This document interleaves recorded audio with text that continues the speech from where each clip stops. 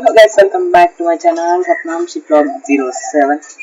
Which video ఏంటంటే గొర్రెల యొక్క గృహ నిర్మాణం నిర్వహణ మరియు కత్తరింపులు మీద గురించి చెప్పడం జరుగుతుంది. ముందుగా గృహ నిర్మాణం నిర్వహణ గురించి తెలియజేయగా, గృహ నిర్మాణం అనేది రేకుల షెడ్ లాగా ఉంచుకోవాలి.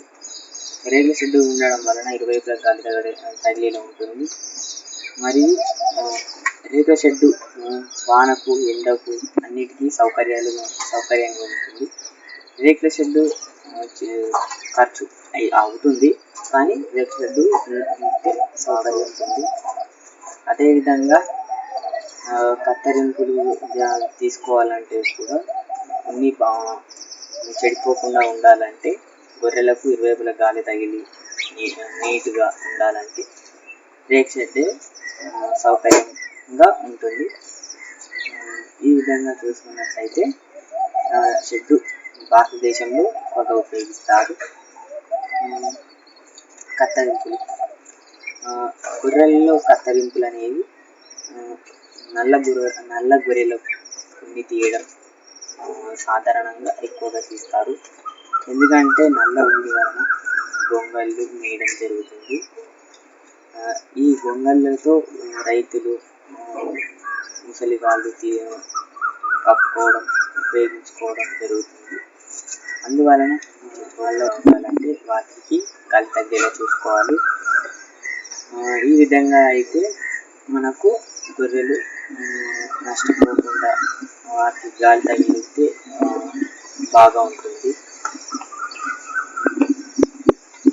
ఇంకొకటి మేత గురించి 3 పద్ధతులు: విస్తృత పద్ధతి, సాంద్రత పద్ధతి, పాక్షిక సాంద్రత పద్ధతి, సాంద్రత పద్ధతి. విస్తృత పద్ధతి అనేది భారతదేశంలో ఎక్కువగా పాటించడం జరుగుతుంది. ఎందుకంటే ఈ విస్తృత పద్ధతిలో 6 గంటలు అదే ప్రాంతంలో మేత మేపడం జరుగుతుంది. మిగతా టైంలో షెడ్డులో వాటి యొక్క షెడ్డులో ఉంచడం జరుగుతుంది. పాక్షిక సాంద్రత పద్ధతుల్లో వాటి యొక్క గొర్రెలను వాటిని షెడ్డులో కొంతసేపు ఉంచి 6 గంటలు అదే ప్రాంతంలో మేపి మరియు షెడ్డులో కూడా దానా ఇవ్వడం జరుగుతుంది. సాంద్రత పద్ధతిలో అయితే సాంద్రత పద్ధతిలో అయితే మొత్తం దానా, వాటికి కావాల్సిన పోషకాహారాలు, సౌకర్యాలు, నీరు అన్నీ షెడ్డులోనే చూసుకుంటారు. మన భారతదేశంలో అయితే విస్తృత పద్ధతి ఎక్కువగా ఉపయోగిస్తున్నారు. ఈ వానాకాలంలో అయితే రేకుల షెడ్డు ఉండడం జరుగుతుంటే బాగుంటుంది. ఎందుకంటే ఇరువైపుల గాలి తగిలి గొర్రెలు ఆరోగ్యవంతంగా ఉండాలి. కాబట్టి ఈ వానాకాలంలో గొర్రెలకు నట్టల మందులు, వ్యాక్సిన్లు తీసుకోవడం మంచిది. ఎందుకంటే నట్టల మందులు వాటి యొక్క విసర్జనలు బాగు చేయడం జరుగుతుంది. మరియు నట్టల మందు వాటిలో ఉన్న నట్టలు విసర్జనలో పంపడం జరుగుతుంది. నట్టల మందులు గొర్రెపిల్లలకు ముఖ్యంగా వేయాలి. ఎందుకంటే అది మట్టి తిప్పడం జరుగుతుంది. అది వారి యొక్క విసర్జన జీర్ణాశయం అంతా సాఫీగా అవుతుంది. ఈ విధంగా అయితే ఆరోగ్యవంతంగా ఉంటాయి. నట్టల మందు వేసిన తర్వాత లివర్ టానిక్ లాంటివి మంచి మందులు వేసుకోవాలి. ఇలా అయితే మనం గొర్రెలను బాగా చూసుకుంటే ఆరోగ్యవంతంగా ఉండి మనకు లాభాలు ఇవ్వడం జరుగుతుంది.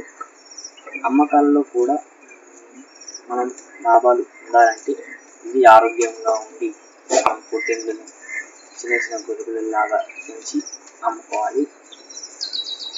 మన గొర్రెలలో అయితే ఒక పొట్టేలు ఉంటే సరిపోతుంది.